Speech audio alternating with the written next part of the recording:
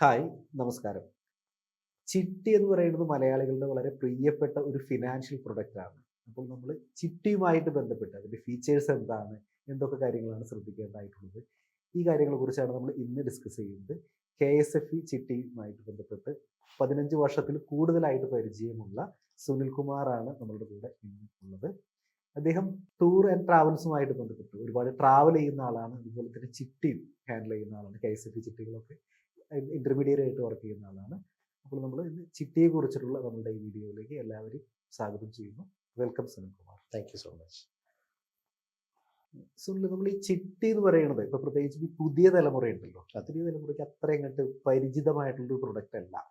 അതായത് പ്രത്യേകിച്ചും ഇപ്പൊ ഈ സ്റ്റോക്ക് മാർക്കറ്റ് ഒക്കെ വന്നിട്ട് ഇപ്പോൾ ഓഹരി ഉണ്ട്, അല്ലെങ്കിൽ futures options, intraday, swing trading, അതിൻ്റെയൊക്കെ ഒരു കാലമാണ്. അപ്പൊ പുതിയ തലമുറ ഒരുപാട് ആളുകൾ ഈ ഒരു പ്രൊഡക്റ്റിനെ പറ്റി അറിയില്ല. ശരിക്കും എന്താണ് ഈ ചിട്ടി? എന്താണ് പുതിയ തലമുറയ്ക്ക് മാറി നിൽക്കുമ്പോൾ, അല്ലെങ്കിൽ ആ പുതിയ തലമുറയോട് എന്താണ് ചിട്ടിയെ കുറിച്ച് പറയുന്നത്?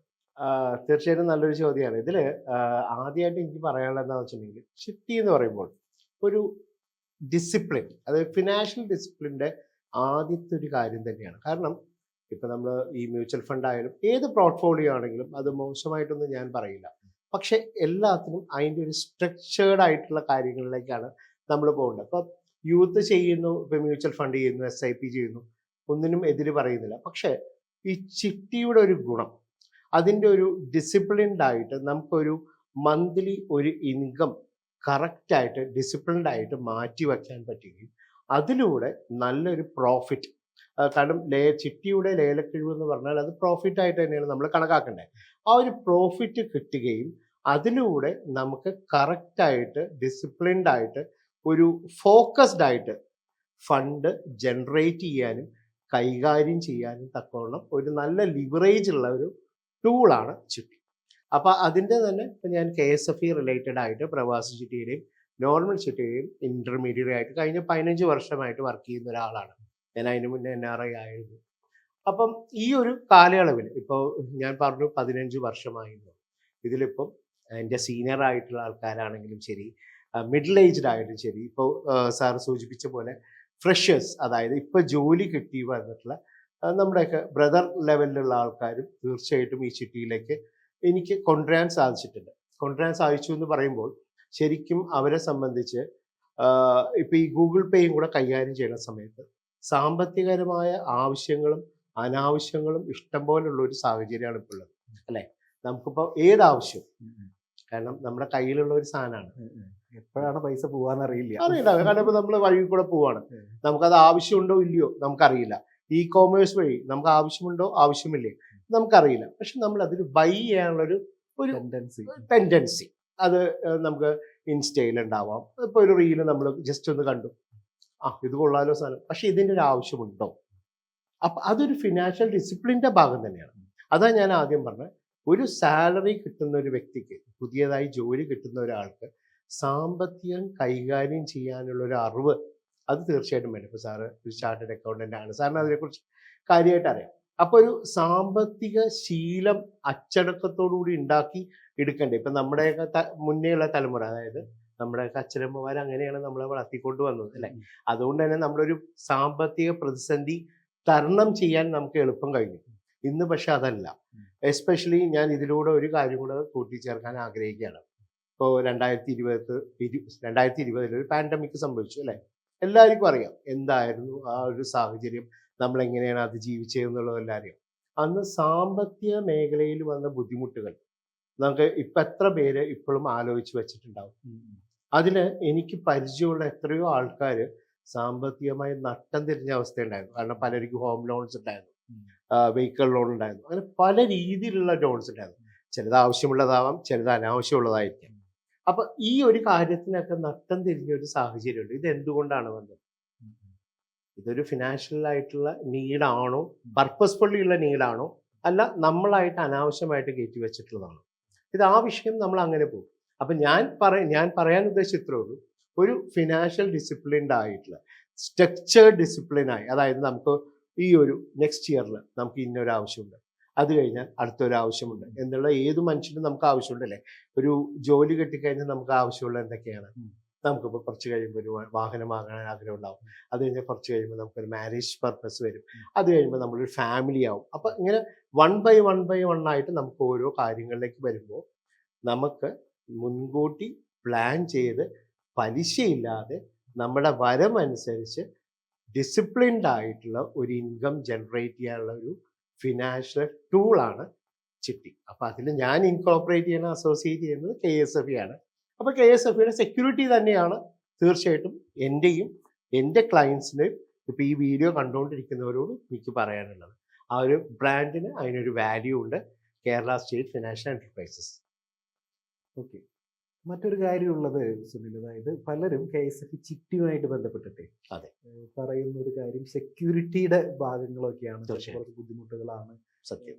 ചിട്ടി വിളിക്കുന്നതിന് മുൻപ് പ്രശ്നമൊന്നുമില്ല, വിളിച്ചു കഴിഞ്ഞാൽ കുറച്ച് ബുദ്ധിമുട്ടുകളാണ്. പക്ഷേ എനിക്ക് തോന്നുന്നു ഒരുപാട് ഫ്ലെക്സിബിലിറ്റി ഈ സെക്യൂരിറ്റി ആയിട്ട് ബന്ധപ്പെട്ടിട്ടുണ്ട് എന്ന് തോന്നുന്നുണ്ട്. പക്ഷേ പലർക്കും അത് അറിയില്ല എന്ന് തോന്നുന്നു. ഇങ്ങനെയൊക്കെയുള്ള ഫ്ലെക്സിബിലിറ്റി ഉണ്ട്. അല്ലെങ്കിൽ ഇപ്പൊ നമ്മുടെ ഇൻഷുറൻസ് പോളിസിയുടെ സറണ്ടർ വാല്യൂ വരെ വെക്കാം. അത് എന്തൊക്കെയാണ് അതിനെ കുറിച്ച് എനിക്ക് ഓൾമോസ്റ്റ് ഒരുപാട് ആളുകൾക്ക് അറിയാത്തൊരു കാര്യമാണ് ഈ സെക്യൂരിറ്റി റിലേറ്റഡ് ആയിട്ടുള്ള പ്രശ്നങ്ങൾ പലരും പറയുന്നുണ്ട്. പക്ഷെ ഇതിന്റെ ഒരു ഈസിനെസ് ഉള്ള കാര്യങ്ങൾ പലരിലേക്കും എത്തിച്ചേരുന്നില്ല. അതിനെ കുറിച്ച് എന്താണ്? അതിനെക്കുറിച്ച് ഞാൻ ആദ്യമായിട്ട് പറയാന്ന് വെച്ചിട്ടുണ്ടെങ്കിൽ നമ്മൾ ഈ ഒരു KSFEയുടെ ചിട്ടിയെ കുറിച്ചിട്ട് പൊതുവെ ഇപ്പൊ കുറെ ആൾക്കാർക്ക് ഒരു അവയർനെസ് വന്നെങ്കിലും ഭൂരിഭാഗം ചിട്ടി ചേരുന്നവർക്ക് അവർ ചേരുന്ന ചിട്ടിയെക്കുറിച്ചോ ആ ചിട്ടിയുടെ ഘടനയെക്കുറിച്ചോ അതിൻ്റെ സെക്യൂരിറ്റിയെക്കുറിച്ചോ ഒന്നും മനസ്സിലാക്കാതെയാണ് ചിട്ടി ജോയിൻ ചെയ്യുന്നത്. എന്തുകൊണ്ടാണ് ഞാനത് പറയുന്നത്? ഇപ്പം ഞാൻ തന്നെ ബ്രാഞ്ചിൽ ഇരിക്കുന്ന സമയത്ത് ഒരാൾ വന്ന് ചോദിക്കുന്നു, ഫസ്റ്റ് ചോദ്യം, ഇപ്പോൾ തുടങ്ങാൻ പോകുന്ന ചിട്ടി ഏതാണ്? പറയും ഇന്നൊരു ചിട്ടി തുടങ്ങുന്നുണ്ട്. അന്ന് ആ ചിട്ടി ഇയാൾക്ക് അനുകൂലമായൊരു ചിട്ടിയാണോ, അത് ഇയാൾക്ക് മതിയോ, ആ ഒരു ഫണ്ട് ഇദ്ദേഹത്തിന് മതിയാവോ, ഈ ഒരു ഫണ്ട് എടുക്കണമെങ്കിൽ എന്ത് സെക്യൂരിറ്റിയാണ് കൊടുക്കുന്നത്, അതേപോലെ മന്ത്ലി നമുക്ക് എത്ര രൂപ അടയ്ക്കാം, ഇതൊന്നും ഞാൻ ചോദിച്ചതായിട്ട് കണ്ടിട്ടില്ല.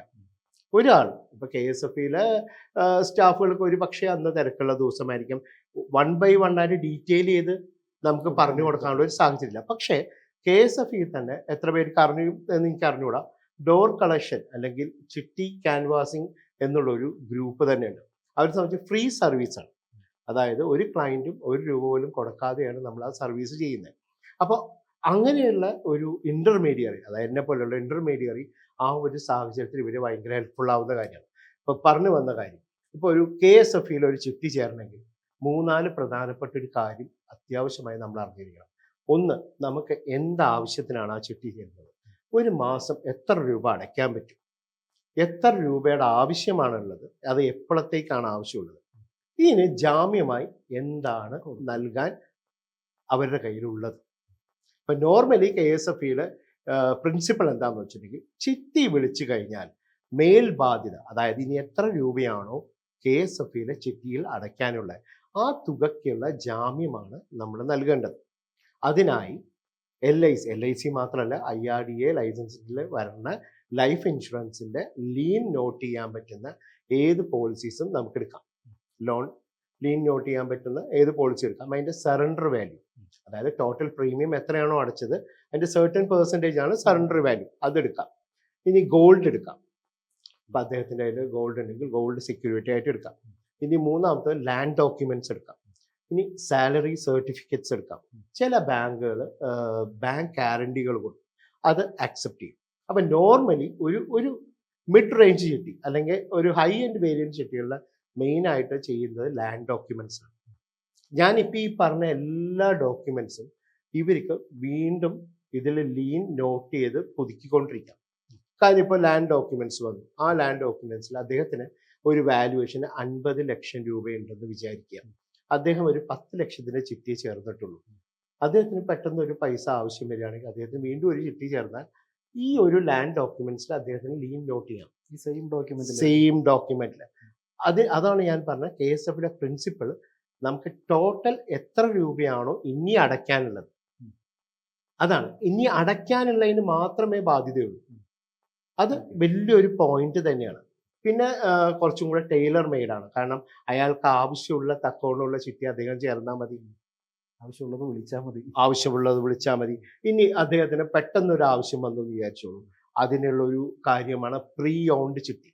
അതായത് ഓൾറെഡി ഒരു ചിട്ടി തുടങ്ങിയിട്ട് അത് അടയ്ക്കാതെ അടയ്ക്കാൻ പറ്റാത്ത സാഹചര്യത്തിൽ ആ ചിട്ടി മുടങ്ങി കിടക്കുന്നുണ്ടാവും. മുടക്കച്ചിട്ടി മുടക്കച്ചിട്ടി എന്ന് നമുക്ക് പറയാം, അല്ലെങ്കിൽ പ്രീ ഓൺഡ് ചിട്ടി, എല്ലാം സെയിം ആണ്. അപ്പൊ ഇങ്ങനെയുള്ള ചിട്ടികൾ, അതായത് ലേലം തുടങ്ങിയ ചിട്ടികൾ നോക്കി നമുക്ക് എടുക്കാം. അപ്പൊ പെട്ടെന്ന് ഫണ്ട് റേസ് ചെയ്യാൻ, ഫണ്ട് കൈകാര്യം ചെയ്യാൻ, ഈ ചിട്ടിയെ സംബന്ധിച്ച് നമ്മൾ വെറുതെ ഒരു ചിട്ടി ചേരുകയല്ല, ആ ചിട്ടിയെക്കുറിച്ച് അറിഞ്ഞ് ചേരുകയും ആ ഫണ്ട് നല്ല ബലവത്തായി നമുക്ക് യൂട്ടിലൈസ് ചെയ്യാനും കൂടെ സാധിച്ചിട്ടുണ്ടെങ്കിൽ എന്തുകൊണ്ടും ഒരു ലോണിനെക്കാട്ടും നമുക്ക് പ്രിഫർ ചെയ്യാൻ പറ്റിയ ഒരു സംഭവമാണ്. അതാണ് ഞാൻ സാറിനോട് പറയുന്നത്, ചിട്ടി is equal to a fund raising mechanism. അപ്പം അത് നമ്മൾ അറിഞ്ഞ് നമുക്ക് ചെയ്യാം. നമുക്ക് ലിവറേജ് ആണ് നമുക്കിതിലുള്ളത്. അപ്പം ലോണിൻ്റെ നമ്മൾ കമ്പയർ ചെയ്യുമ്പോൾ ഒരുപാട് വ്യത്യാസങ്ങൾ നമുക്ക് KSFE ചിട്ടിയിലുണ്ട് സാർ.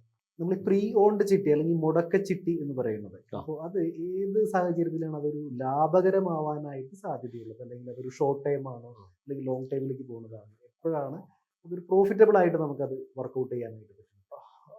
അത് അത് എന്താണെന്ന് വെച്ചിട്ടുണ്ടെങ്കിൽ, ഇപ്പോൾ കോവിഡിന് ശേഷം നമ്മുടെ സാമ്പത്തിക കാര്യങ്ങളിലൊക്കെ ഒരുപാട് മാറ്റങ്ങൾ സംഭവിച്ചിട്ടുണ്ട്. അത് മണി ഇൻഫ്ലേഷൻ തന്നെ വലിയൊരു കാര്യം.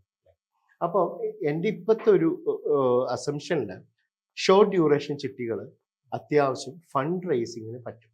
അതായത് ഫോർ എക്സാമ്പിൾ, ഇപ്പോൾ ഏറ്റവും സിമ്പിളായിട്ട് പറയുകയാണെങ്കിൽ നമുക്കൊരു 10,000 50 മാസത്തെ ചിട്ടി എടുക്കാം. 5 ലക്ഷം രൂപയുടെ സാധാരണ ചിട്ടിയാണ്.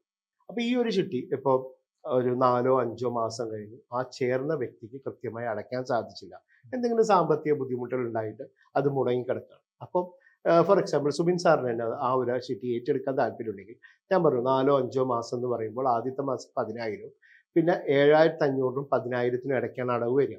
അപ്പോൾ ഒരു ഉദ്ദേശം നമുക്ക് ഒരു 50,000-ത്തിന് തൊട്ട് താഴെ നമ്മൾ അടച്ചു കഴിഞ്ഞാൽ, അതായത് ആ മുടങ്ങി കിടക്കുന്ന തുക കൃത്യമായി അടച്ചാൽ നമുക്ക് ആ ചിട്ടി ഏറ്റെടുക്കുകയാണ്. ആ ചിട്ടി ചിലപ്പോൾ ലേലം തുടങ്ങിയിട്ടുണ്ടാവും. അപ്പം നമ്മൾ ഒരു മുടക്ക ചിട്ടിയെ സമീപിക്കുമ്പോൾ നമുക്ക് ഒരു ധാരണ ഉണ്ടാവണം, നമുക്കിത് ഇമ്മീഡിയറ്റ് ആയിട്ട് വിളിക്കാനുള്ള ഒരു ചിട്ടിയാണ്, ഇത്രയും രൂപയുടെ ആവശ്യം എനിക്കുണ്ട്, അപ്പം അതിന് ഞാൻ ഇത്രയും രൂപ അടച്ചാൽ മതി. അതായത് അടയ്ക്കുന്ന പൈസ കുറവും കിട്ടുന്ന പൈസ കൂടുതലും ആയിരിക്കണം. അതായത് കുറച്ച് നേരത്തെ മുടക്ക ചിട്ടികൾ എടുക്കുകയാണെങ്കിൽ ഒരു പക്ഷേ വിളിച്ചുപയോഗിക്കാൻ നല്ലതാണ്, കൂടുതൽ ഫണ്ട് കിട്ടും സാധ്യത. അതെ, പിന്നെ നമുക്ക് ലേലക്കിഴിവ് സ്വീകരിച്ചുകൊണ്ട് തന്നെ നമുക്ക് അടച്ചാൽ മതിയല്ലോ. ഈ മുടക്കച്ചിട്ടിൽ ചേരുമ്പോൾ ഓൾറെഡി മുടങ്ങിക്കെടുക്കുകയാണല്ലോ. അതെ, അപ്പോൾ അതിന്റെ ഓപ്ഷൻ ഡിസ്കൗണ്ടിന് എലിജിബിലിറ്റി, ഓപ്ഷൻ ഡിസ്കൗണ്ട് നമ്മൾ ഏറ്റെടുക്കുന്നവർക്കാണ് കിട്ടുക. കാരണം എത്ര രൂപയാണോ അടച്ചത് അത് അദ്ദേഹത്തിന് കൊടുക്കുന്നു, ആദ്യത്തെ ആ ചിറ്റാളിന് കൊടുക്കുകയും ഏറ്റെടുക്കുന്നവർക്കാണ് ലേലക്കിഴിവ് ലഭിക്കുക. പിന്നെ ഇതിന്റെ ഒരു ചാർജ് എന്ന് പറഞ്ഞാൽ 100 രൂപയാണ് എക്സ്ട്രാ ഒരു ഡോക്യുമെന്റ് ചാർജ്. 100 റുപ്പീസേ ഉള്ളൂ, അല്ലാതെ വേറെ കാര്യങ്ങളൊന്നുമില്ല. പിന്നെ അത് കൂടാതെ ഇപ്പോൾ 100 മാസ ചിട്ടികൾ തന്നെ സാറിന് എടുക്കാം. 100 മാസ ചിട്ടിയിലെ ആദായം, അതായത് ചിട്ടി ലേലക്കിഴിവ് ഏറ്റവും കൂടുതൽ ലഭിക്കുന്നത് ആദ്യത്തെ 50 മാസമാണ്. ഫോർ എക്സാമ്പിൾ, ഒരു 10,000 100 മാസ ചിട്ടി 10 ലക്ഷം, അത് ആദ്യത്തെ മാസം 10,000-ഉം ഒരു ഉദ്ദേശം 50 മാസം വരെ 7,500 രൂപ, അതായത് 30% കിഴിവിലാണത് പോവുക. അപ്പോൾ ആ സമയത്ത് ഇപ്പോൾ ആ ഒരു ചിട്ടി 30 മാസം കഴിഞ്ഞിട്ട് ഏറ്റെടുക്കുകയാണെങ്കിലോ, അത് ഏറ്റെടുത്ത് കഴിഞ്ഞിട്ടുണ്ടെങ്കിൽ നമുക്ക് എത്ര രൂപയാണ് വരും? ആദ്യത്തെ മാസം 10,000-ഉം പിന്നെ 29 മാസം 7,500 അടയ്ക്കുന്നുള്ളൂ. അപ്പം നമുക്ക് ബലത്തിൽ ഈ 29 മാസത്തെ 2,500 രൂപയുടെ ലേലക്കിഴിവ് ഒറ്റയടിക്ക് ലഭിക്കുകയും ആ ചിട്ടി നമ്മൾ ഏറ്റെടുത്തിട്ട് ചിട്ടി വിളിച്ചുപയോഗിക്കാം. അപ്പം ഇങ്ങനെയുള്ള ചിട്ടികളിലെ അടവ് സംഖ്യ കുറവായിരിക്കും. ഇപ്പൊ 10,000 100 എന്നൊക്കെ പറഞ്ഞിട്ടുണ്ടെങ്കിൽ ഉദ്ദേശം ഒരു 1.5 ലക്ഷം രൂപ കുറച്ചാണ് സാധാരണ ചിട്ടി കാലാവധി കഴിയുമ്പോൾ നമുക്ക് അടച്ചു തീരുക. അതായത് ഒരു 8.5 ലക്ഷമൊക്കെ നമുക്ക് അടച്ചാൽ മതി. അപ്പൊ ഏത് രീതിയിൽ നോക്കുകയാണെങ്കിലും, അതാ ഞാൻ പറഞ്ഞ, നമ്മുടെ ആവശ്യം മനസ്സിലാക്കി മുടക്കച്ചിട്ടിയെ സമീപിച്ചാൽ നല്ലൊരു ഗ്രോത്ത് തീർച്ചയായിട്ടും ഉണ്ടാവും. അത് നല്ലൊരു ഓപ്ഷൻ തന്നെയാണ് സാർ പറഞ്ഞ പോലെ. ചിട്ടിയുമായിട്ട് ബന്ധപ്പെട്ടിട്ട് മറ്റൊരു പ്രത്യേകത ഞാൻ ശ്രദ്ധിച്ചതെന്ന് വെച്ച് കഴിഞ്ഞാൽ, ഇതൊരു ഷോർട്ട് ടൈം പ്രൊഡക്റ്റ് ഉണ്ട്, അല്ലെങ്കിൽ ഒരു മിഡ് ടൈം പ്രൊഡക്റ്റ് ഉണ്ട്, അല്ലെങ്കിൽ ഒരു ലോങ് ടൈം. ചിലപ്പോൾ നമുക്കൊരു 3 വർഷത്തെ കിട്ടും, ചിലപ്പോൾ ഒരു 5 വർഷത്തെ, അല്ലെങ്കിൽ 6 വർഷത്തെ, അല്ലെങ്കിൽ ഒരു 10 വർഷത്തെ. ഇങ്ങനെ ഒരു പ്രൊഡക്റ്റ് എനിക്ക് തോന്നുന്നു മറ്റ് ഒരു ഫിനാൻഷ്യൽ പ്രൊഡക്റ്റ് മറ്റൊരു ഓപ്ഷൻ അവൈലബിൾ അല്ല എന്ന് തോന്നുന്നു. അതിനെ പറ്റിയിട്ട് എങ്ങനെയാണ്? അതായത് ഇപ്പോൾ KSFE സംബന്ധിച്ച് പ്രവാസി ചിട്ടിയുടെ കാര്യം ഞാൻ പറഞ്ഞു. ശരിക്കും ഇപ്പോൾ 25 മാസം മുതൽ 120 മാസം വരെ കാലയളവിലുള്ള ഡിഫറെൻ്റ് ആയിട്ടുള്ള സ്കീംസ് ഉണ്ട്. അതായത് ഇപ്പോൾ KSFE 2017-18 കാലങ്ങളിലാണ് മൾട്ടി ഡിവിഷൻ ചിട്ടി എന്ന് പറഞ്ഞാൽ സ്റ്റാർട്ട് ചെയ്തത്. ഈ മൾട്ടി ഡിവിഷൻ ചിട്ടി എന്ന് പറഞ്ഞാൽ ഇപ്പോൾ ഫോർ എക്സാമ്പിൾ, ഇപ്പോൾ 10,000 60 മാസത്തെ 6 ലക്ഷത്തിൻ്റെ ഒരു ചിട്ടിയാണെന്ന് എടുക്കുക ഉദാഹരണത്തിന്. അത് മൾട്ടി ഡിവിഷൻ എന്ന് പറയുമ്പോൾ അത് 4 ഡിവിഷൻ ഉണ്ടാവും, ചിലത് 2 ഡിവിഷൻ ഉണ്ടാവും. ഈ 4 ഡിവിഷൻ എന്ന് പറയുമ്പോൾ ബലത്തിൽ 60 × 4 240 പേരാണ് ആ ചിട്ടിയിൽ ഉണ്ടാവുക. അപ്പോൾ ഒരു മാസം 4 ഓപ്ഷൻ ഉണ്ടാവും. അതായത് ഒരാൾക്ക് ലക്കി ഡ്രോ മുഖേന എല്ലാ മാസവും ഫുൾ എമൗണ്ട്, ബാക്കി 3 പേർക്ക് 50 മാസത്തിൽ താഴെയാണെങ്കിൽ 30% വരെ താത്തി വിളിക്കാനും 50 മാസത്തിന് മുകളിലാണെങ്കിൽ 35% വരെ താത്തി വിളിക്കാം. അപ്പോൾ ഈ 240 പേരിൽ 4 പേർക്ക് ഒരു മാസം ആ ചിട്ടി കൈകാര്യം ചെയ്യാൻ സാധിക്കും. ഒന്നത്. പിന്നെ ഷോർട്ട് ഡ്യൂറേഷൻ സാറ് ചോദിച്ച പോലെ ഒരു വളരെ ഇമ്മീഡിയറ്റ് ആയിട്ടൊരു ഫണ്ട് റേസിംഗ് ആണെന്ന് വിചാരിച്ചു. അവർ ഓപ്ഷൻ നോക്കേണ്ടത് 25, 30, 40 മാസത്തെ ചിട്ടികളാണ്. പക്ഷെ ഈ ചിട്ടികൾ എന്ന് പറയുമ്പോൾ സാർ അതൊരു ലോണായിട്ട് കമ്പയർ ചെയ്യുമ്പോൾ ലാഭമാണ്, അത് യാതൊരു സംശയമില്ല. പക്ഷെ ഒരു ഗ്രോത്ത് നിങ്ങൾ, അതായത് അത് ഇൻവെസ്റ്റ് ചെയ്യാം, റീഇൻവെസ്റ്റ് ചെയ്യാം എന്നുള്ളത് ഞാൻ ഓപ്റ്റ് ചെയ്യുന്ന ഒരു കാര്യമില്ല. അത് ഫണ്ട് റേസ് ചെയ്യാനാണ്. ലോൺ അല്ലെങ്കിൽ നിങ്ങൾക്ക് എന്തെങ്കിലും ഒരു നീഡ് ഉണ്ടായിരിക്കും സ്പെസിഫിക് ആയിട്ട്, അതായത് ഒന്നില്ലെങ്കിൽ ഇമ്മീഡിയറ്റ് ആയിരിക്കണം, അല്ലെങ്കിൽ ഈ ഒരു 30 മാസം 2.5 കൊല്ലം അല്ലെങ്കിൽ ഒരു 3.5 കൊല്ലം കഴിയുമ്പോൾ നമുക്കൊരു ആവശ്യം ഉണ്ടാവണം. ആ ആവശ്യത്തിന് ഈ ഒരു തുക പ്രാപ്തമാവുകയാണെങ്കിൽ ഈ ചിട്ടി വിളിച്ച് യൂട്ടിലൈസ് ചെയ്യാം. ശരിക്കും KSFE-യിലെ ചിട്ടി കൊണ്ട് ഞാൻ എപ്പോഴും ആൾക്കാരോട് പറയുന്ന ഒറ്റ കാര്യമുള്ളൂ, നിങ്ങൾ ഫണ്ട് റേസ് ചെയ്യാനായിട്ട് ചിട്ടിയെ കാണാം. അതായത് ആ ഫണ്ട് എടുത്തിട്ട് നിങ്ങൾ യൂസ് ചെയ്യാം. നിങ്ങൾക്ക് ലാൻഡ് ഇൻവെസ്റ്റ് ചെയ്യാം, അല്ലേ? ഇപ്പോൾ ഗോൾഡിന്റെ റേറ്റ് എങ്ങനെയാണ് പോണേന്നുള്ളത് നമുക്കറിയാവുന്ന ഒരു കാര്യമാണ്, അല്ലേ? ഇപ്പൊ 2004 ഒരു ഗോൾഡ് റേറ്റ് അല്ല ഇന്നത്തെ, എന്തിനാ 2 കൊല്ലം മുമ്പുള്ള ഒരു ഗോൾഡ് റേറ്റ് അല്ല അത്. അപ്പൊ ഇപ്പോഴത്തെ ഒരു സ്റ്റഡി വെച്ചിട്ട് ആൾക്കാർ പറയണു 3 ലക്ഷം വരും പറയണു, അറിയില്ല. അപ്പോൾ ഈ ഒരു സാഹചര്യത്തിൽ നമുക്ക് ഇന്ന് കിട്ടുന്ന സംഖ്യ ബലവത്തായിട്ട് ഒരു ഇൻവെസ്റ്റ്മെന്റിലേക്ക് ഒരു ചാല് വെട്ടി തീർക്കുന്ന പോലെ കൊടുത്താൽ തീർച്ചയായിട്ടും അതൊരു പെർഫെക്റ്റ് ഇൻവെസ്റ്റ്മെന്റ് ആയിട്ട് അവർക്ക് കിടക്കും. അപ്പൊ പുതിയ ജനറേഷൻ ആൾക്കാർ അത് നോക്കേണ്ട കാര്യങ്ങളാണ്. ഇനി home loan, education loan, gold loan, vehicle loan, ഈ ലോണുകളൊക്കെ, അല്ലെങ്കിൽ ഒരു പേഴ്സണൽ ലോൺ മിക്ക ബാങ്കുകളിലും കൊടുക്കുന്നില്ല എന്നുള്ളത് സാറിന് അറിയാവുന്ന കാര്യമാണ്. KSFE-യിലെ പേഴ്സണൽ ലോൺ എന്ന് പറഞ്ഞൊരു ഫീച്ചർ ഉണ്ട്, നമുക്കൊരു ഇമ്മീഡിയറ്റ് ആയിട്ട് ആൾക്കാർക്ക് അത് അവൈൽ ചെയ്യാം. പക്ഷേ ചിട്ടിയാണ് ഏറ്റവും നല്ലൊരു ടൂൾ. അപ്പോൾ ഇങ്ങനെയുള്ള ആവശ്യത്തിന് നമുക്ക് ഷോർട്ട് ഡ്യൂറേഷൻ ചിട്ടികൾ തുടങ്ങാം. അതല്ല ഇനി ഞാനൊരു മിഡ് റേഞ്ച് ചിട്ടികളാണ് സമീപിക്കുന്നതെന്ന് വെച്ചാൽ 60 മാസം, 70 മാസം, 80 മാസം, അതൊരു മിഡ് റേഞ്ച് ചിട്ടികളാണ്. നമുക്കൊരു ഇൻവെസ്റ്റ്മെന്റും ഫണ്ട് റേസിങ്ങിനും കൂടെ കണക്കാക്കി നമുക്ക് ചെയ്യാം. 100 മാസം അല്ലെങ്കിൽ 120 മാസത്തെ ചിട്ടിയാണ് KSFE സംബന്ധിച്ച് ഏറ്റവും നല്ല ഇൻവെസ്റ്റ്മെന്റ് ചിട്ടി. പക്ഷെ അതൊരു ഇമ്മീഡിയറ്റ് ഫണ്ട് റേസിങ്ങിന് പറ്റിയ ചിട്ടിയല്ല. പക്ഷെ ഹെവി ഡിസ്കൗണ്ട്സ് ആണ്, അതായത് ചിട്ടി ലാഭവിഹിതം കൂടുതലാണ്. ഫോർ എക്സാമ്പിൾ സാർ, ഒരു 25,000 100 മാസത്തെ ചിട്ടി 25 ലക്ഷം രൂപയുടെ ഒരു ചിട്ടിയാണ്. ആദ്യത്തെ മാസം 25,000, 50 മാസം വരെ ഉദ്ദേശം 18,750 അടയ്ക്കുന്നത്. ഈ ഒരു കാലയളവിൽ 30% താഴ്ന്നു പോകുന്നത്. എന്നാലും സാർ ഒന്ന് കണക്കാക്കി നോക്കൂ. നമുക്ക് ഒരു ആദ്യത്തെ മാസം 25,000 അടച്ചിട്ട് 30% താഴ്ന്നിട്ട് ഒരു സംഖ്യ കിട്ടുകയാണ്. അത് ബലവത്തായിട്ട് നമ്മൾ യൂസ് ചെയ്യുന്ന ഒരാളെ സംബന്ധിച്ച് എത്ര മനോഹരമായിട്ട് അദ്ദേഹത്തിന് ആ ഒരു ഗ്രോത്ത് ഉണ്ടാവും. ഇപ്പൊ KSFE-യില് ചിട്ടി റിലേറ്റഡ് ആയിട്ടുള്ള ഡെപ്പോസിറ്റിന് 8.25% കൊടുക്കും. ചിട്ടി വിളിച്ചിട്ട് ഡെപ്പോസിറ്റ് ചെയ്യും. അതിന് CSDT എന്നാണ് പറയുക, ചിട്ടി സെക്യൂരിറ്റി ഡെപ്പോസിറ്റ് ആണ്. അപ്പൊ ഈ ഒരു അവസ്ഥയെ തന്നെ നമ്മൾ പരിഗണിക്കുകയാണെങ്കിൽ ഒരു ഉദ്ദേശം 700 രൂപ ആവറേജ് 1 ലക്ഷത്തിന് കിട്ടുമല്ലോ.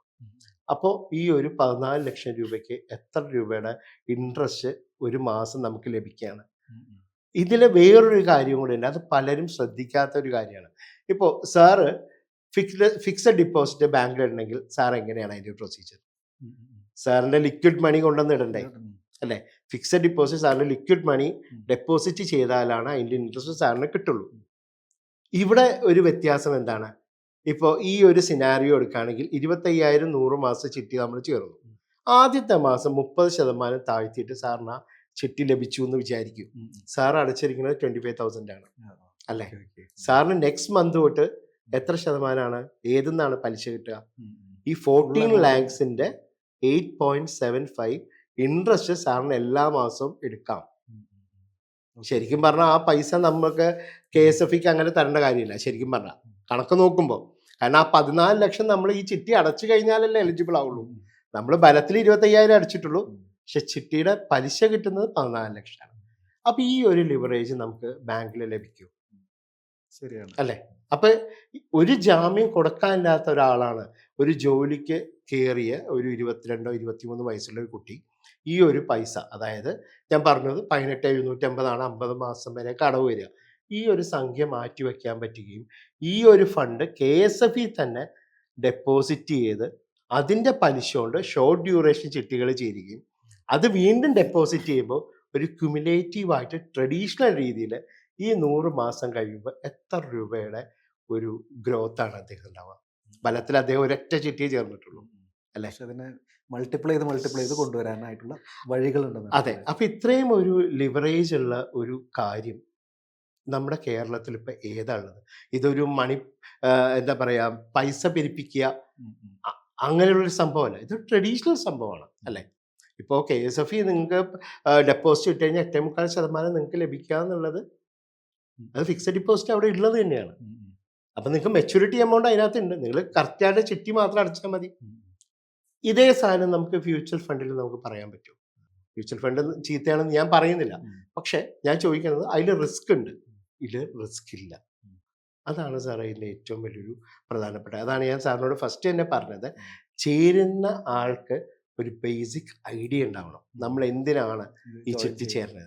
പക്ഷെ അതിന് ഹെൽപ്പ് ചെയ്യാനായിട്ട് ഞങ്ങളെപ്പോലെയുള്ള ഇന്റർമീഡിയറി എല്ലാ ബ്രാഞ്ചിലും ഉണ്ട്. അവരുടെ സേവനം നമുക്ക് വാങ്ങാം, അത് ഫ്രീ ആയിട്ടാണ് കൊടുക്കുന്നത്. ഒരു ഫിനാൻഷ്യൽ കൺസൾട്ടന്റിന് എത്ര രൂപ നമ്മൾ കൊടുക്കണം ക്ലയൻറ്റിന്? അപ്പോൾ KSF അത്രയും അടുത്താണ് നിൽക്കുന്നത്. പിന്നെ അതേപോലെ തന്നെ ഇതിൽ വേറെയും കുറേ കാര്യങ്ങൾ നമുക്ക് അഡീഷൻ പോലെ ഇപ്പോൾ KSF പവർ ആപ്ലിക്കേഷൻ വന്നു. ആ ആപ്ലിക്കേഷൻ മുഖേന നിങ്ങൾക്ക് വളരെ സിമ്പിളായിട്ട് ബിസിനസ്സുകാർക്കാണെങ്കിൽ 2 ഓപ്ഷൻ ഉണ്ട്. ഒന്നില്ലെങ്കിൽ നിങ്ങൾക്ക് ഗൂഗിൾ പേ ആയിട്ട് അതാത് ചിട്ടികളിലേക്ക് നിങ്ങൾക്ക് ഡെയിലി പേയ്മെൻറ്റ് ചെയ്യാം, അല്ലെങ്കിൽ ഡോർ കളക്ഷൻ ഫെസിലിറ്റി അവൈൽ ചെയ്താൽ ഏജൻറ്റ് നിങ്ങളുടെ അടുത്ത് വന്ന് നിങ്ങളുടെ കയ്യിൽ നിന്ന് ക്യാഷ് വാങ്ങിച്ചിട്ട് പോകും. അപ്പം ഇങ്ങനെയുള്ള എല്ലാ കാര്യവും ഉള്ളതുകൊണ്ട് തന്നെ KSF ശരിക്കും പറഞ്ഞാൽ ജനങ്ങളിലേക്ക് അല്ലെങ്കിൽ ഓരോ വീട്ടിലേക്കും എത്തിക്കൊണ്ടിരിക്കുകയാണ് ഡയറക്റ്റ്. അപ്പോൾ ഇതാണ് എനിക്ക് സാറിനോട് പറയാനുള്ളത്. മറ്റൊരു കാര്യമുള്ളത് സുനിൽ, ഇപ്പോൾ എനിക്ക് ഇരിഞ്ഞാലക്കുട ബ്രാഞ്ചിൽ KSF ബ്രാഞ്ചിൽ ഒരു ചിട്ടിയുണ്ട്. ഞാനിവിടെ സെക്യൂരിറ്റി ആയിട്ട് എൻ്റെ ലാൻഡ് പ്രോപ്പർട്ടി വെച്ചിട്ടുണ്ട് എന്ന് കരുതുന്നു. എനിക്കിപ്പോൾ വേറൊരു ചിട്ടി, ഇപ്പോൾ വടക്കാഞ്ചേരിയിലോ അല്ലെങ്കിൽ തിരുവനന്തപുരത്തോ വേറെ ഏതെങ്കിലും ഒരു ബ്രാഞ്ചിൽ നല്ലൊരു ചിട്ടി തുടങ്ങി, അപ്പോൾ എനിക്ക് അതിൽ ചേർന്നുകൊണ്ട് ഇവിടെ ഇരിക്കുന്ന ഈ പ്രോപ്പർട്ടി അവിടേക്ക് ലീൻ ചെയ്യാനായിട്ട് പറ്റുമോ? സാധിക്കും സാർ, അത് വളരെ സിമ്പിളായിട്ട് തന്നെ ചെയ്യാവുന്ന കാര്യമുള്ളൂ. അതിൽ ഇത്രേ ആവശ്യമുള്ളൂ. ഒന്ന്, ഈ സാർ ഇപ്പോൾ ഈ പറഞ്ഞ പോലെ ഇരിഞ്ഞാലക്കുട ബ്രാഞ്ചിൽ വെച്ചിരിക്കുന്ന ലാൻഡ് ഡോക്യുമെൻറ്റ്സിന് അത്യാവശ്യം ഒരു വാല്യൂ ഉണ്ടായിരിക്കണം. അതേപോലെ തന്നെ സാറിന് ഈ ഒരു അടച്ചുകൊണ്ടിരിക്കുന്ന ചിട്ടികളിൽ പെൻഡിങ് ഉണ്ടാവരുത്. അപ്പോൾ ഇങ്ങനൊരു അവസ്ഥയാണെന്നുണ്ടെങ്കിൽ തീർച്ചയായിട്ടും സാറിന് കേരളത്തിലെ ഏത് ബ്രാഞ്ചിലും ചിട്ടി ജോയിൻ ചെയ്യും. ഈ സെക്യൂരിറ്റി യൂട്ടിലൈസ് ചെയ്തിട്ട് നിങ്ങൾക്ക് ആ ഫണ്ട് റിലീസ് ചെയ്യാൻ പറ്റുകയും നമ്മുടെ മറ്റുള്ള കാര്യങ്ങളൊക്കെ ബ്രാഞ്ച് ടു ബ്രാഞ്ചുള്ള കാര്യങ്ങൾ ബ്രാഞ്ചിൽ നിന്നാണ് ചെയ്യുക, റീജിയണൽ ഓഫീസ് വഴി. ഒരു കസ്റ്റമറെ സംബന്ധിച്ചിട്ട് പെർട്ടിക്കുലർ ബ്രാഞ്ചിൽ, അതായത് സാർ പറഞ്ഞ പോലെ ഇപ്പോൾ വടക്കഞ്ചേരി ബ്രാഞ്ചിലേക്ക് വരേണ്ട കാര്യമില്ല. സാറിൻ്റെ ഹോം ബ്രാഞ്ച് ഇവിടെ ആയതുകൊണ്ട് തന്നെ ഇവിടെയാണ് പേപ്പർ വർക്ക്സ് ഒക്കെ ചെയ്യേണ്ടത്. അപ്പോൾ അതുകൊണ്ട് കുറച്ച് സിമ്പിളാണ് കാര്യങ്ങൾ.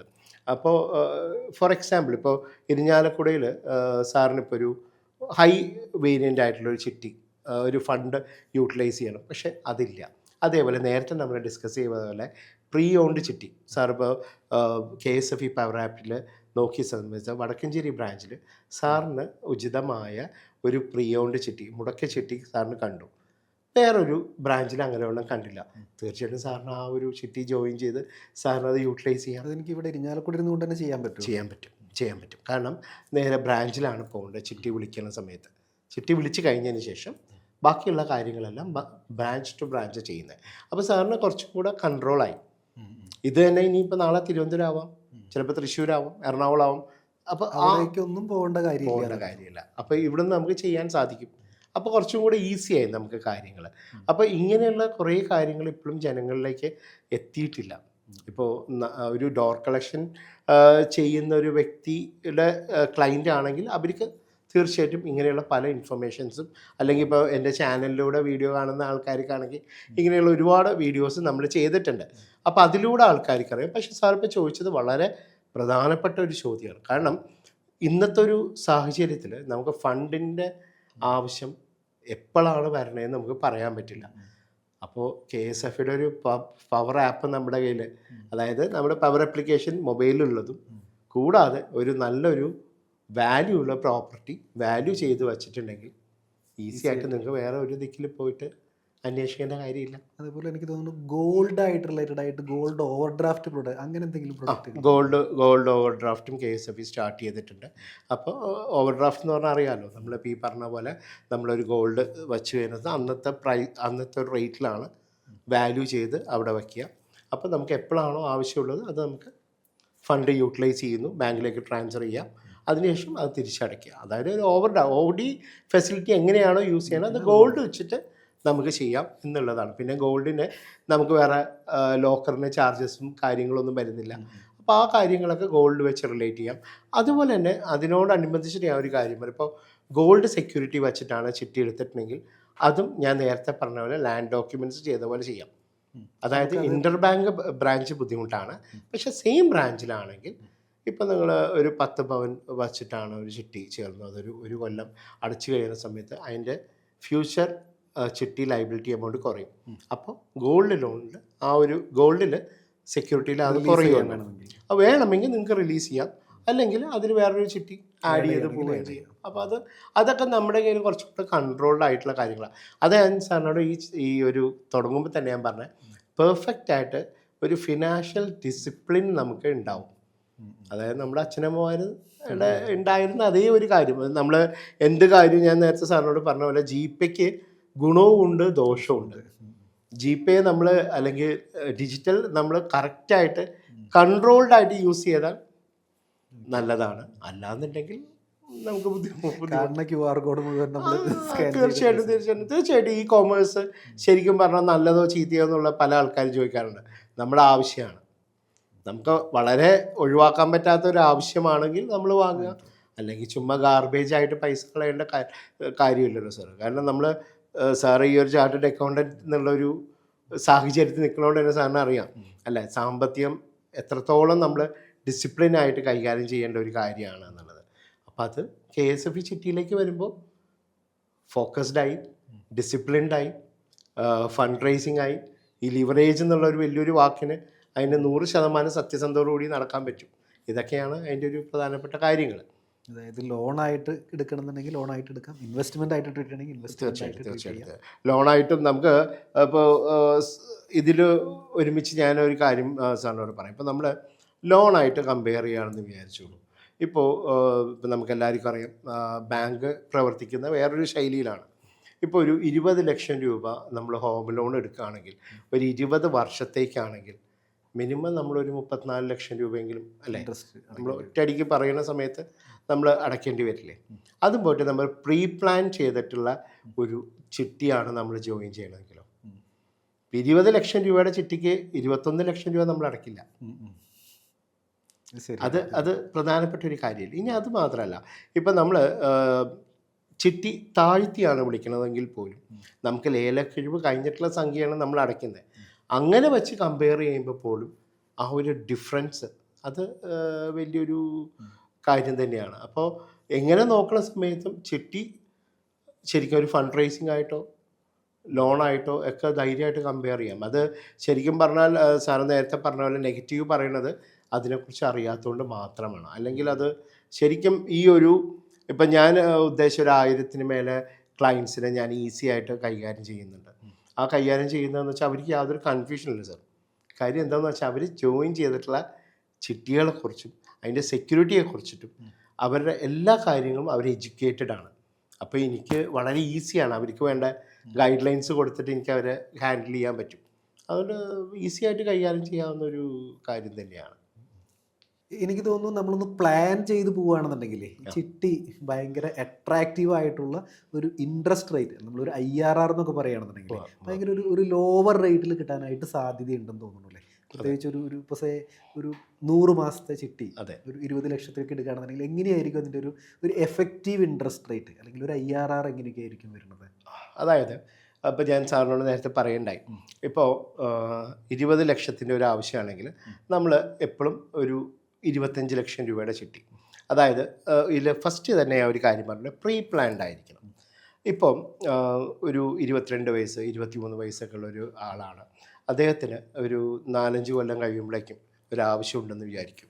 ഇപ്പോൾ ഹോം ലോണോ ആവാം, എന്തും ആവാം. നമ്മളിപ്പോൾ ഇമ്മീഡിയറ്റ് ആയിട്ട് ഒരു കാര്യത്തിനും അറിയാമല്ലോ സാറിന്, ഇമ്മീഡിയറ്റ് ആയിട്ട് നമ്മൾ എന്ത് കാര്യം ചെയ്യുമ്പോഴും നമ്മൾ കൂടുതൽ പൈസ ചിലവാക്കേണ്ടി വരും. അപ്പോൾ ചിട്ടിയെ സംബന്ധിച്ച് ഞാൻ പറഞ്ഞു ഒരു പെർഫെക്റ്റ് ഡിസിപ്ലിൻ വേണം എന്നുള്ളത്. അപ്പോൾ ആ ഒരു രീതിയിൽ ഞാൻ എക്സാമ്പിളായിട്ട് പറയുമ്പോൾ 25,000 അല്ലെങ്കിൽ 20,000 ജനങ്ങൾക്ക് കുറച്ചും കൂടെ മനസ്സിലാക്കാൻ എളുപ്പം. 20 ലക്ഷം രൂപയുടെ ഒരു ചിട്ടി.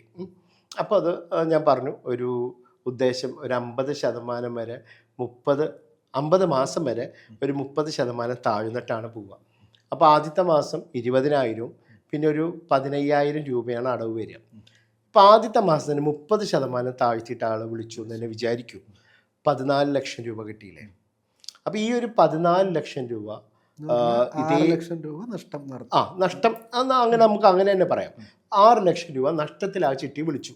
നമ്മൾ അടച്ചത് 20,000, ആദ്യത്തെ മാസം നമ്മൾ 6 ലക്ഷം നഷ്ടത്തിൽ നമ്മൾ 14 ലക്ഷം വാങ്ങി. അതങ്ങനെ തന്നെ ഇരിക്കട്ടെ.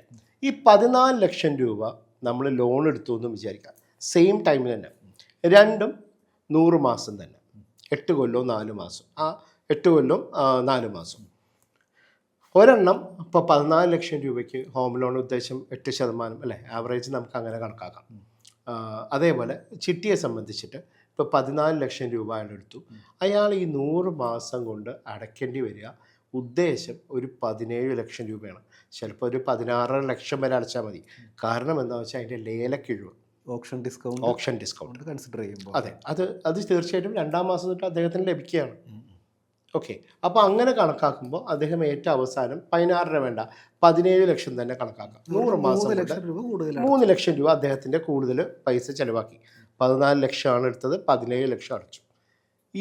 ഇതേ സിനാരിയോ നമ്മൾ ഇപ്പോഴത്തെ ലോണാണെങ്കിലോ 14 ലക്ഷം എടുത്തു, 100 മാസം നമ്മൾ എടുത്തു, 8% പലിശയാണെങ്കിലോ ഡിഫറൻസ് ആലോചിച്ച് നോക്കും. എത്ര രൂപ അദ്ദേഹം അടച്ച് തീർക്കണ്ടാവും, ഇത് എത്ര രൂപ അടച്ചിട്ടുണ്ടാവും?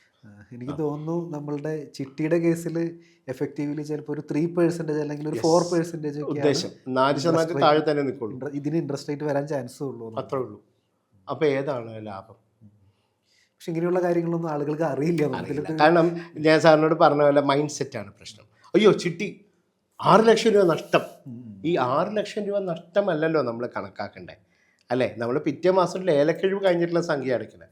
പിന്നെ വേറൊരു കാര്യം കൂടെ സംസാരില്ലേ, നമ്മളൊരു മണി ഇൻഫ്ലേഷൻ അല്ലേ, ഇന്നത്തെ ഒരു 14 ലക്ഷത്തിൻ്റെ ഒരു വാല്യൂ അല്ലല്ലോ ഒരു 8 കൊല്ലോ 4 മാസം കഴിഞ്ഞാൽ 14 ലക്ഷത്തിൻ്റെ വാല്യൂ ആണോ? പക്ഷേ നമ്മൾ ഇതേ സാധനം 14 ലക്ഷത്തിന് നമ്മൾ ലോൺ എടുത്ത് നമ്മൾ ഇത്രയും രൂപ എക്സസ് അടച്ച്, അപ്പോൾ തീർച്ചയായിട്ടും ഈ 100 മാസം കൊണ്ട് ഒരു 2 പ്രാവശ്യമെങ്കിലും നമ്മൾ വീടിനാണെങ്കിൽ മെയിൻ്റനൻസ് വർക്ക് നടത്തണ്ടേ, അത് ചെയ്യണ്ടേ? അപ്പോൾ ഇതെല്ലാം കഴിഞ്ഞ് കഴിയുമ്പോൾ ഇതിൽ ആ ഒരു വ്യത്യാസം ശരിക്കും നമ്മുടെ ജനങ്ങൾ മനസ്സിലാക്കാത്തതുകൊണ്ടല്ലേ. ഇപ്പോൾ ഇതിലൊരു തമാശ എന്താ വെച്ചാൽ, ഇപ്പോൾ ഒരുപാട് പേഴ്സണൽ ലോൺ കിട്ടുന്ന മൊബൈൽ ആപ്പുകളുണ്ട് അല്ലേ, ഞാൻ സ്ഥാപനത്തിൻ്റെ പേരുകളൊന്നും പറയുന്നില്ല. അവരൊക്കെ 31% ഇൻട്രസ്റ്റ് വാങ്ങിക്കുന്നത്. ഒന്ന് ആലോചിച്ച് നോക്കൂ സാർ, ഇതൊക്കെ പോയി ആൾക്കാർ പെടുന്നുണ്ട്. അതെന്താ വെച്ചാൽ കറക്റ്റായിട്ട് ഫോക്കസ് അല്ലാത്തതുകൊണ്ടല്ലേ ശരിക്കും, അല്ലേ? അതുകൊണ്ടാണ് ഞാൻ പറഞ്ഞത് നമ്മുടെ പുതിയ തലമുറയിലെ കുട്ടികൾ ശരിക്കും പറഞ്ഞാൽ ഇൻസ്റ്റയിലെ റീൽസ് മാത്രം നോക്കിയാൽ പോരാ, റിയാലിറ്റി മനസ്സിലാക്കണം, അല്ലേ? സാമ്പത്തികം ഇല്ലാണ്ട് നമുക്ക് ഒന്നും നടക്കില്ല. സാമ്പത്തിക അച്ചടക്കം ഇല്ലാണ്ട് നമുക്ക് എന്താ ചെയ്യുക? അപ്പോൾ ഈ എക്സസ് ആയ ഇപ്പോൾ ഇതേ കാര്യം തന്നെ ഞാൻ പല ബാങ്കിൽ ജോലി ചെയ്യുന്ന സുഹൃത്തുക്കൾ എനിക്കുണ്ട്. ഇവരാരും പറയുന്നത് ഈ ലോൺ എടുക്കുമ്പോൾ റീപേയ്മെൻറ്റ് ഹിസ്റ്ററി കിട്ടും, അല്ലെങ്കിൽ EMI ഷെഡ്യൂൾ എന്ന് പറയാം. ഇതാരും വാങ്ങാറുമില്ല, വായിക്കാറുമില്ല. ഏതെങ്കിലും ഒരു വ്യക്തി ഇത് വായിച്ചു കഴിഞ്ഞാൽ ഈ ലോണിന് പോകും സാർ പറയും, അല്ലേ? 20 ലക്ഷം രൂപ എടുത്തിട്ട് 34 ലക്ഷം രൂപ അടയ്ക്കണം എന്നുണ്ടെങ്കിൽ 14 ലക്ഷം രൂപ നമ്മുടെ ഹാർഡ് ഏൺ മണിയാണ്, അല്ലേ? അത് നമ്മൾ അങ്ങോട്ട് തന്നെ കൊടുക്കണ്ടേ? എത്ര കൊല്ലം കൊണ്ട് 20 കൊല്ലം നമ്മൾ ബാധ്യതപ്പെടുകയാണ്. അപ്പോൾ ഇതൊക്കെ നമ്മളൊന്ന് നോക്കിയും കണ്ടും ചെയ്തിട്ടുണ്ടെങ്കിൽ, കാരണം ഞാൻ അത്രയും ക്ലോസ് ആയിട്ട് KSFEയിൽ നമ്മൾ ഓരോ ചിട്ടിയെക്കുറിച്ചിട്ടും ഞാൻ സെപ്പറേറ്റ് പഠിച്ചിട്ടാണ് നമ്മൾ കാര്യങ്ങൾ ചെയ്യുന്നത്. അപ്പോൾ ഏത് ആവശ്യക്കാർക്കും പറ്റിയ ടൈലർ മെയ്ഡ് ആയിട്ടുള്ള ഒരു സാധ്യതകൾ സാറ് ഡെഫിനറ്റായിട്ട് KSFE ചിട്ടിയിലുണ്ട്. അതുകൊണ്ട് ഫണ്ട് റേസിങ്ങിന് ഏറ്റവും മികച്ച ഒരു അവസരം തന്നെയാണ് നമുക്ക് കേരളത്തിൽ ഉള്ളത്. അത് യൂട്ടിലൈസ് ചെയ്യണം എന്ന് തന്നെ ഞാൻ പറയുള്ളൂ. ഇതിലൊരു കൺക്ലൂഷനായിട്ട് എനിക്ക് പറയാനുള്ളത്, ഇപ്പോൾ മേ ബി ചിലപ്പോൾ ചില ആളുകൾ ചിലപ്പോൾ ശ്രദ്ധിക്കുന്നുണ്ടായിരിക്കും. അതായത് നമുക്കിപ്പോൾ ഒരു 100 മാസത്തെ ചിട്ടിയിൽ ഫസ്റ്റ് ഇൻസ്റ്റാൾമെന്റ് തന്നെ കിട്ടണം എന്ന് യാതൊരു നിർബന്ധമില്ല. നിർബന്ധമില്ല. പക്ഷെ എനിക്ക് തോന്നുന്നത് കുറച്ചുകൂടി കഴിഞ്ഞിട്ട് തന്നെ കിട്ടി അതെ. എന്ന് കരുതൂ. എന്നാൽ പോലും അതിന്റെ ഒരു എഫക്റ്റീവ് റേറ്റ് ഓഫ് ഒരു ഇൻട്രസ്റ്റ് എന്ന് പറയുന്നത് ചിലപ്പോൾ 4%, 5% അതെ. ആയിരിക്കാം. സത്യമാണ്. അല്ലാതെ 8-ലേക്കൊന്നും ഒരിക്കലും പോകാനായിട്ട് പോകില്ല. സാധ്യതയില്ല. പിന്നെ സാറേ അതിൽ തന്നെ ഒരു കാര്യം, നമ്മൾ ഇമ്മീഡിയറ്റ് ആണെങ്കിൽ നമുക്ക് വേറെ ഓപ്ഷൻ കൂടെ ഉണ്ടല്ലോ സാർ. കാരണം ഞാൻ പറഞ്ഞു 25 മാസം മുതൽ മുകളിലേക്ക് ചിട്ടി ഡ്യൂറേഷൻ തുടങ്ങുന്നില്ല. പക്ഷെ നമുക്ക് അടവ് സംഖ്യ കുറച്ച് കൂടുതൽ അടയ്ക്കണം. പക്ഷെ അപ്പോഴും നമുക്ക് ഫണ്ട് റേസ് ചെയ്യാമല്ലോ. 100 മാസത്തെ ഞാൻ പറഞ്ഞ പ്രീ പ്ലാൻ ചെയ്യുന്നവർക്ക് അല്ലെ, ഒരു പ്രീ പ്ലാൻ എപ്പോഴും നല്ലതല്ലേ സാർ. ഇമ്മീഡിയറ്റ് ആയിട്ടുള്ള ഇഷ്യൂസ് വേറെ വരാം. പക്ഷെ ഈ ഒരു വീട് വയ്ക്കുക, അല്ലെങ്കിൽ ഒരു വാഹനം വാങ്ങുക, അല്ലെങ്കിൽ ഒരു എഡ്യൂക്കേഷൻ ലോൺ, ഇതെല്ലാം പ്രീ പ്ലാനിൽ വരുന്നതല്ലേ. ഇപ്പോൾ ജോലിക്ക് കയറിയ ഒരു വ്യക്തിക്ക് ഒരു എഡ്യൂക്കേഷൻ ലോൺ വരുന്നില്ലല്ലോ. അദ്ദേഹം കല്യാണം കഴിച്ച് കുട്ടിയായി അത് വളർന്നു വരണ്ടേ. അപ്പോൾ ഇതിനൊക്കെ ഒരു ടൈം ഉണ്ട് അല്ലേ. നമ്മൾ പണ്ടത്തെ ആൾക്കാർക്ക് കറക്റ്റായിട്ടൊരു പ്ലാൻ ഉണ്ടായിരുന്നു. അതാണ് ഞാൻ സാറിനോട് നേരത്തെ പറഞ്ഞത്. ഇന്ന് അതില്ല. കാരണം ക്രെഡിറ്റ് കാർഡ് മിക്ക ആൾക്കാരുടെ കയ്യിലുണ്ട്, GPay ഉണ്ട്. അപ്പോൾ ഇന്ന് തോന്നുകയാണോ ഇന്ന് ഗംഭീരമായൊരു സാധനം വന്നു, ഒരു TV, നമുക്കൊരു അപ്ഡേഷൻ ആവാം. ഒരു കൊല്ലം ഒന്നും മതി, ബോറടിക്കും. ആപ്പിൾ 17 വാങ്ങിക്കണമെങ്കിൽ 17 വാങ്ങിക്കാം. ഇപ്പോൾ iPhone വന്നു, 17 വന്നു, അപ്പം തന്നെ വാങ്ങണം. ആവശ്യമുള്ളവർ വാങ്ങട്ടെ. ഇപ്പോൾ iPhone 15 ഉള്ളവർക്ക് അത് യൂസ് ചെയ്യാമല്ലോ. അത് പക്ഷേ അതാണ് മാർക്കറ്റിങ്ങിൻ്റെ ഒരു ഗംഭീര പരിപാടി. നമ്മളതിൽ വീണ് പോവാണ്. ഇതാകുമ്പോൾ അത് വീഴില്ല. ഇതിലത് ഒരു കമ്മിറ്റ്മെൻ്റ് ആണ്. ചിട്ടി മീൻസ് ഒരു കമ്മിറ്റ്മെൻ്റ് ആണ്. എല്ലാ മാസം കൃത്യമായി അടയ്ക്കണം എന്നുള്ളൊരു കമ്മിറ്റ്മെൻ്റ് ആണ്. അത് നല്ലതല്ലേ. അങ്ങനെ ഒരു കമ്മിറ്റ്മെൻറ്റ് ഉണ്ടാക്കി എടുക്കുക എന്നുള്ളതാണ് ഇപ്പോഴത്തെ പുതിയ ജനറേഷൻ ചെയ്യേണ്ടതും അവരുടെ അച്ഛനമ്മമാർ പറഞ്ഞു കൊടുക്കേണ്ടതും അവരനുസരിക്കേണ്ടതും. അതാണ് എനിക്കിതിൽ പറയാനുള്ളത്.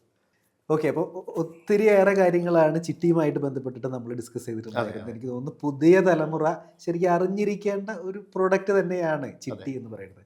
എല്ലാ ഓപ്ഷനുകളും ഉണ്ട്. നമുക്ക് മ്യൂച്വൽ ഫണ്ടുകളുണ്ട്, ഇനി സ്വിംഗ് ട്രേഡ് ഉണ്ട്, ലോങ് ടൈം ഇൻവെസ്റ്റ്മെൻറ്റുകളുണ്ട്. ചിട്ടിയും വൺ ഓഫ് ദ ഒരു വണ്ടർഫുൾ പ്രൊഡക്റ്റ് ആണ് എന്ന് മനസ്സിലാക്കുക. തീർച്ചയായിട്ടും. മറ്റൊരു വീഡിയോ ആയിട്ട് വീണ്ടും കാണാം. Thanks for watching. Thank U.